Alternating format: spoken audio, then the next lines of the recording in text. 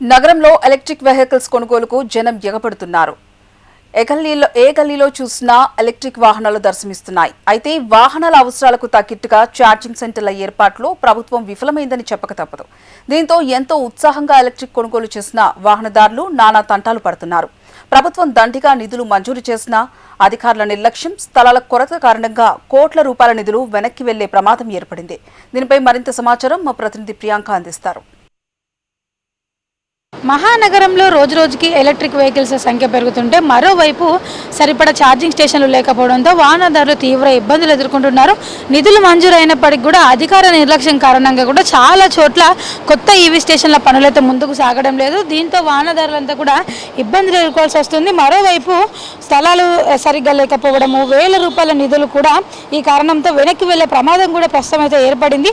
నగరంలో ప్రస్తుతం దాదాపుగా 1.75 లక్షలకు పైగా విద్యుత్ వాహనాలు అయితే ఉన్నాయి. ఇందులో 1.2 లక్షల వరకు మోటార్ సైకిళ్లు, 50,000 వరకు కూడా కార్లు, ఇతర వాహనాలు అయితే ఉన్నాయి. కేంద్ర ప్రభుత్వం నేషనల్ క్లీన్ ఎయిర్ ప్రోగ్రామ్ కింద GHMC, రవాణా పోలీస్ శాఖలతో పాటు TS రెడ్కో సంస్థకు భారీగా నిధులైతే కేటాయించారు ఈ ఛార్జింగ్ స్టేషన్లు ఏర్పాటు చేయడం కోసం కూడా. అయితే 2023లో ఎన్క్యాంప్ నుంచి కూడా 20 కోట్లు కేటాయించగా నగరంలో దాదాపుగా 200 యూనిట్ల ఛార్జింగ్ స్టేషన్లు ఉచితంగా ఏర్పాటు చేయాలని కూడా నిర్ణయించారు. అయితే అధికారుల పనుల పురోగతి ఆశించిన విధంగా లేకపోవడంతో సుమారుగా 3 కోట్లకు పైగా నిధులు వెనక్కి వెళ్లిపోయే పరిస్థితి తలెత్తిందని కూడా city level monitoring implementation committee సమావేశంలో చర్చకైతే వచ్చింది. నగరంలో అద్దెకు స్థలాలు లభించకపోవడమే ఇందుకు ప్రధాన కారణంగా కూడా రెడ్కో అధికారులు అయితే పేర్కొంటున్నారు.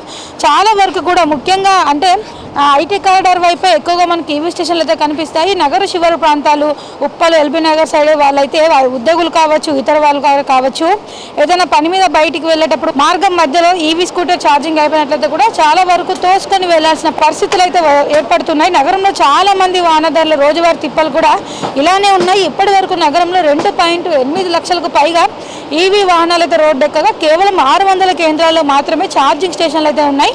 ఇవి కూడా ఐటీ కారిడార్కే పరిమితం కావడంతో ఇతర ప్రాంతాల్లో సాంకేతిక సమస్యతో నిరుపయోగంగా మారుతున్నాయి. అపార్ట్మెంట్లలోనూ కూడా మరో పెద్ద సమస్య అయితే ఏర్పడింది. సొంతంగా ఛార్జింగ్ పెట్టుకుందామంటే కూడా అసోసియేషన్లు భద్రతా కారణాలు చూపుతూ కూడా అనుమతించడం లేదు. 4-5 ఒకేసారి ఛార్జింగ్ పెడితే ట్రాన్స్ఫార్మర్ ట్రిప్ అవుతుందంటూ కూడా తిరస్కరిస్తున్నారని కూడా చాలా వరకు వాహనదారులు అయితే చెబుతున్నారు. అయితే ఈ సమస్యను ఇప్పటికైనా దృష్టిలో పెట్టుకొని కేవలం ఐటీ కారిడార్కే పరిమితం కాకుండా ఈ స్టేషన్లన్నీ ఎక్కడెక్కడైతే అవసరం ఉన్నాయో సికింద్రాబాద్, ఉప్పల్, ఎల్బీ నగర్, కూకట్పల్లి ఇలా చాలా ప్రాంతాల్లో ఎక్కడెక్కడైతే ఈ ఎలక్ట్రిక్ వాహనదారుల కోసం ఛార్జింగ్ పాయింట్లు అయితే అవసరం ఉన్నాయో అక్కడ కూడా ఈ కొత్త ఛార్జింగ్ స్టేషన్లను ఏర్పాటు చేయాలని, అదేవిధంగా ఎక్కడెక్కడైతే ఛార్జింగ్ పాయింట్లు పనిచేయడం లేదో వాటి గురించి కూడా డీటెయిల్గా వాహనదారులకు తెలిసే విధంగా కూడా యాప్లో మెన్షన్ చేస్తే బాగుంటుందని కూడా వాహనదారులు వారి అభిప్రాయాలను వ్యక్తం చేస్తున్నారు. వీడియో జర్నలిస్ట్ సతీష్తో ప్రియాంక, HMTV, హైదరాబాద్.